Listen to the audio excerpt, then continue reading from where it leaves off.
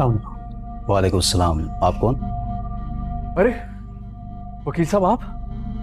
हाँ, मैंने इनको इत्तला कर दी थी और आने की दरख्वास्त की थी। लेकिन हवेली में तो सिग्नल्स ही नहीं आते। जैसे ही हम बाहर निकले सिग्नल आए, मैसेज चला गया। और चुप कर जाओ आप। सदाम, जी सर। जमशेद साहब का बयान लो, इन सबको हवालात में बंद करो। अरे ऐसे कैसे इंस्पेक्टर साहब, मेरे मुवक्किल ने किया क्या है? अगवा का केस है वकील साहब।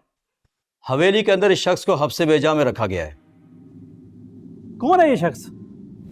ये जो कहेगा आप इसकी बात मान लेंगे? मेरे मुवक्किल एक खाते पीते घराने से ताल्लुक रखते हैं, करोड़ों की जायदाद है उनकी। ये शख्स क्या बेचता है? जमशेद अंडे और डबल रोटी बेचते हैं। क्या?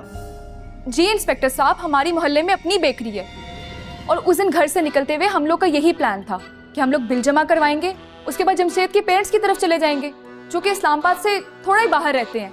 लेकिन रास्ते में इन लोगों ने उस दिन जमशेद को अगवा कर लिया था। अरे भाई हम क्यों अगवा करेंगे? वो क्या अंडे लेकर आ रहे थे? मुझे तो अंडे पसंद ही नहीं है। हाँ, और मुझे तो ग्लूटेन एलर्जी है, मैं तो डबल रोटी खाती नहीं हूँ। और मुझे भी डेयरी प्रोडक्ट्स पसंद नहीं है। और चुप कर जाओ तुम लोग।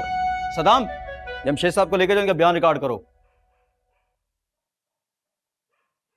इंस्पेक्टर साहब आप खुद सोचें, एक अंडे बेचने वाले को मेरे मोहतरम क्लाइंट क्यों अगवा करेंगे?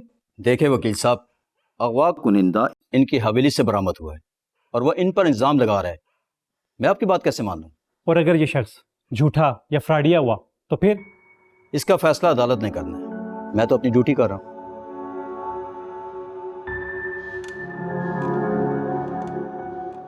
तुम्हारे अली हवालात में बंद हैं और तुम यहाँ आराम से बैठी हो।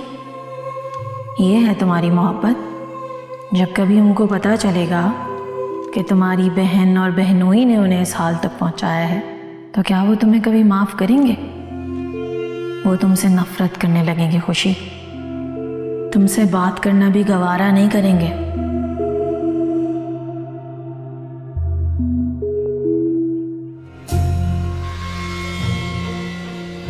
इंस्पेक्टर साहब मैं अपने क्लाइंट से तन्हाई में कुछ बात करना चाह रहा हूँ।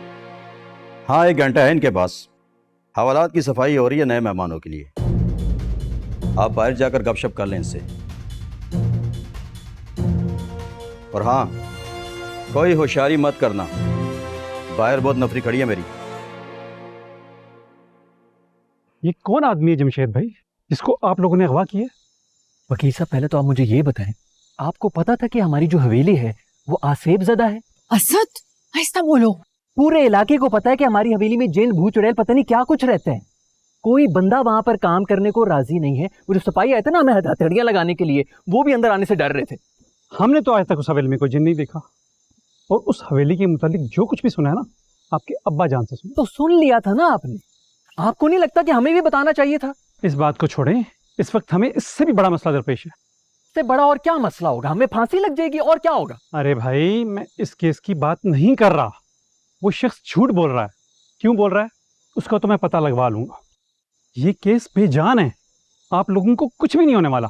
तो फिर मसला रह कौन सा गया है? आप लोग एक रात भी हवेली से बाहर नहीं गुजार सकते। क्या मतलब? वो क्यों? अगर आप लोगों ने आज की रात थाने में गुजार ली तो वसीयत पूरी नहीं होगी।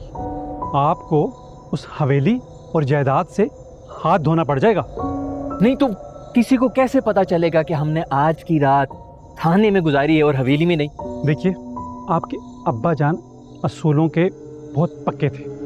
वो चाहते थे कि वसीयत पर हरफ व हरफ अमल, इसलिए उन्होंने आपकी हवेली के अतराफ में खुफिया कैमरे लगवाए हुए हैं जो 24 घंटे की नकलो हरकत पे नजर रखने के लिए। वकील साहब अब्बा तो रहे नहीं, अब कौन नजर रख रहा है?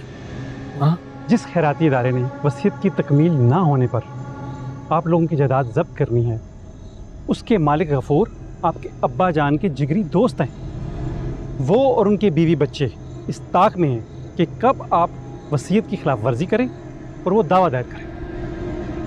नहीं तो कौन बताएगा गफूर साहब को? ये अच्छा सवाल किया आपने। उन कैमरों का मॉनिटर गफूर साहब के घर में। क्या?